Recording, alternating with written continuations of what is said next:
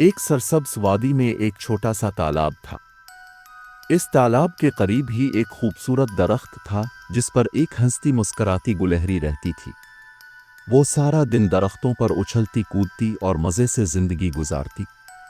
इसी तालाब के करीब ही ज़मीन के नीचे एक चींटियों का बिल भी था, जहाँ बहुत सी चींटियाँ रहती थीं, जिनमें से एक खास चींटी सबसे ज़्यादा मेहनती और होशियार थी।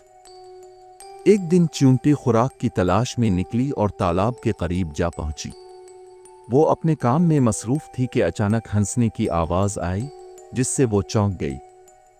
उसने ऊपर देखा तो गुलहरी दरख्त की शाख पर बैठी हंसी मजाक कर रही थी। अरे छोटी सी चींटी, तुम यहाँ क्या कर रही हो? गुलहरी ने हंसते हुए पूछा। चींटी ने कहा, मैं सर्दियों के लिए खुराक जमा कर रही हूँ, क्योंकि सर्दियों में फिर खुराक तलाश करना मुश्किल होता है। ये सुनकर गुलहरी हंस पड़ी। हा हा, तुम चींटियां कितनी मेहनती होती हो, क्यों ना जिंदगी का मजा लो? देखो मैं कितना मजे से खेलती हूँ। गर्मियों के दिन थे।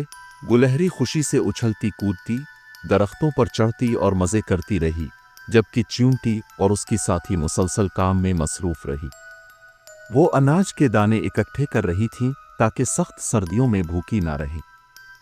कुछ महीने बाद फिजा का मौसम आया, दरख्तों के पत्ते झड़ने लगे, मौसम ठंडा होने लगा और फिर सर्दियां आ गईं। खाने के जराए कम होने लगे और गुलहरी की मस्तियां कम हो गईं। अब उसे खुराक की फिक्र लाहिक हुई, क्योंकि ज्यादातर फल और बीज गायब हो चुके थे। गुलहरी को सर्दी लगने लगी और भूख ने उसे कमजोर कर दिया।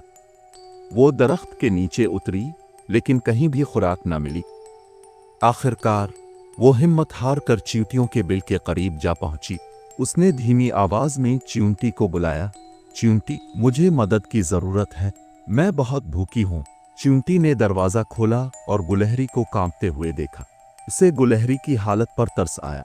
मैंने तुम्हें पहले ही कहा था कि मेहनत जरूरी है, मगर तुम्हें मजाक लग रहा था।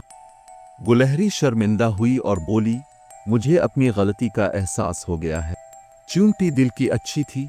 उसने अपने कुछ ज़ख़ीरे में से थोड़ा सा खाना गुलहरी को दे दिया। गुलहरी ने शुक्रगुजारी से खाया और वादा किया कि जब मौसम बेहतर होगा वो मेहनत करेगी और अपना खाना खुद इकट्ठा करेगी। जैसे ही बहार आई, गुलहरी ने खाने की तलाश शुरू की और साथ ही चींटी से सीखने भी लगी। अब वो सिर्फ खेलती नहीं थी, बल्कि अपने लिए खुराक भी जमा करती थी, ताकि आइंदा सर्दियों में मुश्किलात का सामना न करना पड़े। ये कहानी हमें सिखाती है कि जिंदगी सिर्फ खेल कूद के लिए नहीं, बल्कि समझदारी और मेहनत से काम लेने में ही कामयाबी है।